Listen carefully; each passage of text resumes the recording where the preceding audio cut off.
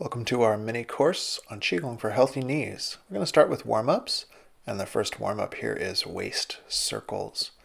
Your knee is a complex hinge joint, and if that wasn't bad enough, it's between two other joints. Switch directions. The knee sits between the ankle and the hip. So if we want healthy knees, we actually have to loosen up the hips and the ankles too.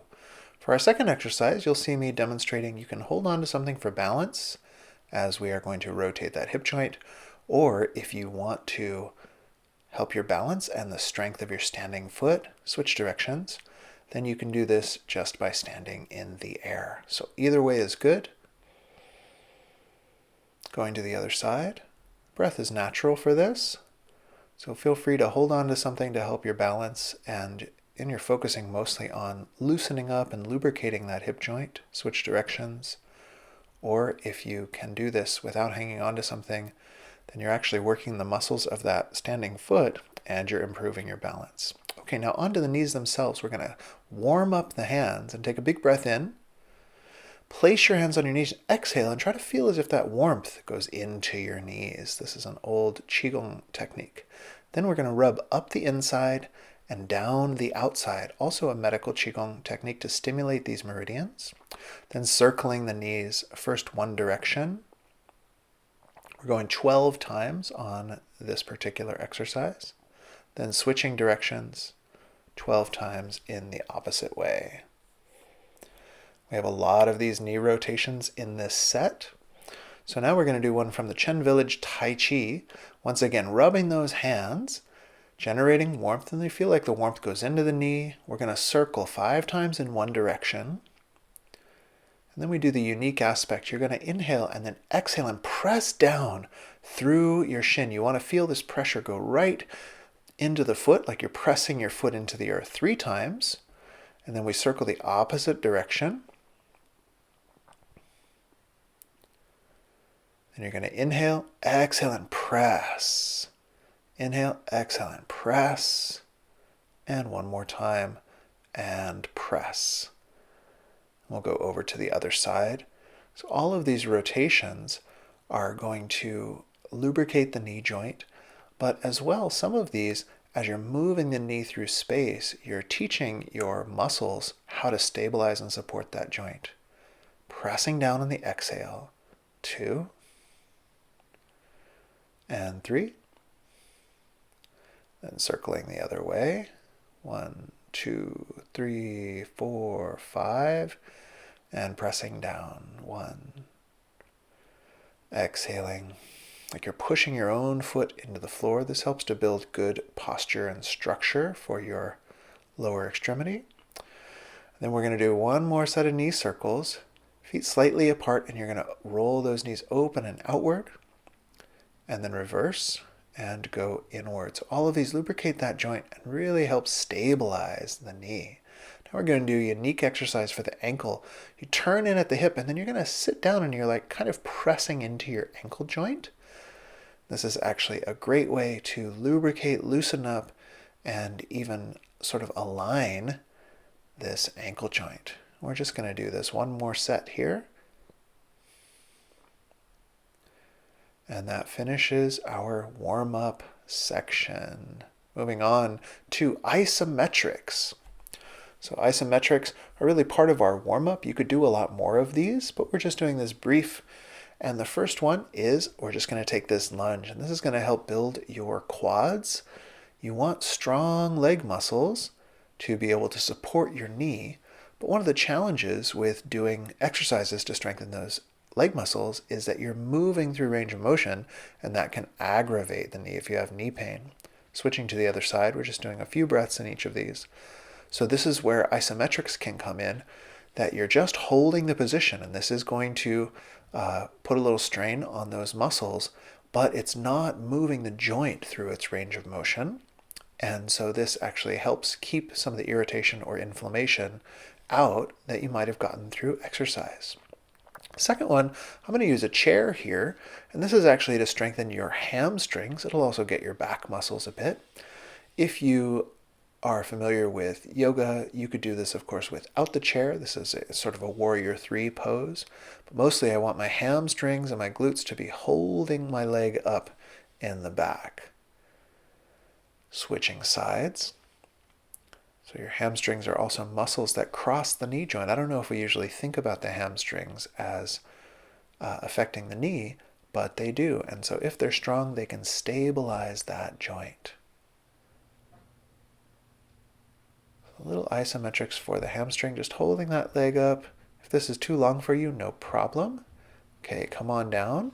And then the last one we're going to do is for your adductors. These are the inner thigh muscles. So you can see I've just got a little yoga block here. I'm just sliding it side to side. Or you could do it something heavier, like I've rigged up this kettlebell. And this is going to strengthen the inner thigh muscles. Another way you could do this is this plank pose, where you're balanced on the inner thigh, and then I'm just going to gently lift my lower leg up. So this is going to work those inner thigh muscles. It's also, of course, going to work your abs and your shoulders, and this is a little more advanced. So feel free to just scoot the yoga block or some weights across the floor. But if you want to do this adductor plank, feel free to give it a try if it feels appropriate to you. That finishes up our isometrics portion. On to the self-massage. For this first technique, I'm going to take this little crane's eye, which is where I put my middle finger over my index finger, so I have a very strong tool. And then I'm going to search around the tendons of my knee and see if I can find any sore spots or trigger points. In Chinese medicine, these are called Asher points, which literally means that's it. So these are a whole class of acupoint where you feel around until you feel the point where you go, that's it. Sure. So I'm working here both knees, again, just briefly, and you can see I'm working the top of the knee, I'm working those tendons at the bottom. Feel free to do this as long as you like, but in this session, just as kind of a preventative, I'm just working sort of all around the knee in all of these various different ways, just to give you some ideas. Now I'm going to work down the thigh, and I'm going to take my elbow. We're working down the outer thigh. So you can use light pressure or hard pressure, whatever you like. This could also be done with a foam roller, but I find this elbow is very convenient. And we're working down the outer thigh because this series is primarily working with runner's knee, which tends to be a problem with this lateral outside portion of these quad muscles. Here's a more advanced version of the same thing. So I'm sitting in seiza, which is actually putting a stretch on those quad muscles. And then I'm leaning through my elbow to massage those outer thighs. And you could do the whole thing, like I'm just doing the whole meridian, or find those asher. Then if you want to press the inner thigh, you can cross your hands and you do a little shiatsu up like this. Very good for the spleen meridian. Then we are going to press our calf muscles by taking the shin across, so I'm in all fours. And the closer to your foot you use to do this pressure, the nicer it will be. So I'm using kind of my mid-shin to press through my calf by leaning my weight back on it. And then you'll see me use my knee. And the knee is quite mean, and your calves can be quite sensitive. So I would suggest start lightly and see what feels good to you. Then we're going to move into our stretches. And the first one I'm going to demonstrate is this downward dog pose. And as you can see, well, I wasn't all that warmed up, so the upper body is not what we're concerned with. This is not my best downward dog pose, but I'm pedaling my feet so that my heels are reaching toward the floor, And this is going to stretch out those calves and even those hamstrings that we just worked on a bit. Now, the alternate to this is you may have seen a stretch like this before, is you could put your foot against the wall, or I'm just demonstrating here on the bookshelf so that my toes are up a little bit, and then you would lean in till you got a stretch on that calf. Moving on through our stretching series, we're going to stretch the quad next, and I'll just show with the chair here a very easy version. So if it's difficult to stretch your quad, this is the easiest version. You can sort of just set your foot on something that allows you to feel a bit of a stretch. I'm demonstrating holding onto the bookshelf, and you could even dip into the stretch a bit to really feel it in that quad. Then, of course, the classic runner stretch is next, which from here you could lift up and you hold and you just pull that heel toward your butt. Try not to arch your back in this, as that will take the stretch out of your thigh where you want it. Just pulling the heel toward your butt. So you would do both sides, of course. Let's see another variation of stretching the quad.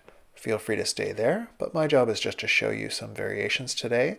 So this is supine hero pose, Supta Virasana in yoga, and these are just some options. I'm stacking a block and even a bolster so that my knees aren't too compressed. And then this chair is unstable, so I'm hanging onto it, and I can just lean back, and I should get a stretch through the front of those thighs. So you can use the equipment to set yourself up to get exactly the type of stretch that you need without causing yourself any pain. Let's see another variation of this. So here I'm just leaning over these two bolsters. I still have that yoga block lifting up my seat a little bit so I'm not compressing my knees too much. And then because the chair was there, I thought I might as well let my head rest on it. So you can be creative. People use their coffee table or their couch to be able to lean against and get exactly the stretch that works for them. Our final stretch in this section is going to be an easy pigeon pose in the chair. So you're just going to cross your leg and then you lean forward, and for many of us you'll feel this right in the big glute muscle. And the reason we're doing pigeon pose in the chair is because the pigeon pose in yoga, you could look this up if you're not familiar with it, can be hard on people's knees. So we want this glute stretch, but we want to leave the knee alone. So we're going for a glute stretch, and we'll just switch sides. And the glute is very important to stretch because, like we said, it's usually the lateral, the outer thigh muscle that causes runner's knee. And the glute is involved in that. It's pulling the tension to the outside part of the thigh. So as we loosen up that glute, it can start to relieve some of the pressure that you might be feeling on your kneecap or in other parts of your knee or even your thigh down your IT band. So this is an easy seated pigeon pose. That concludes our stretching session. We are on now to Qigong, the final part of our practice. Our Qigong practice is massaging the yin and yang meridians. You're going to exhale down the outside of the leg and then inhale as you come up the inside of the leg. Pause at the lower belly, exhale. Then you inhale to turn and exhale. And this massages the yang meridians that like to flow down. And then inhale, this massages the yin meridians that like to flow up. Exhale in the middle. Inhale to transition. And exhale down, sweeping down. And then you're going to inhale right on up. And this basically takes care of all the meridians. Exhale in the middle. All the meridians that can cause knee pain. Exhaling down. So we could do Qigong for all the various types of knee pain, stimulate all their acupoints, but we're doing a short session today, so we're doing the all-purpose. Then you could also do this with both legs as you exhale down both sides and then inhale up the center. So we're just doing these few sets. Medical Qigong, if you really wanted the best, you would do about 50 of these, but just a few is fine. Now, just for a bonus, here's a little extra martial arts style, which is where you'd combine the strengthening, stretch, and the same Qigong that we just did. So I would exhale as I stretch and do a little half squat. Inhale up and sending the chi to this lower belly center in between. So I'm dredging down. The mind is just smoothing those meridians down. You can see in this advanced version I'm going above the body. Some people feel the effect of this exercise a little more when they're actually not touching the body. And then finishing up our practice, this has been our brief Kneegong, Qigong for the knees. I hope that you enjoyed it.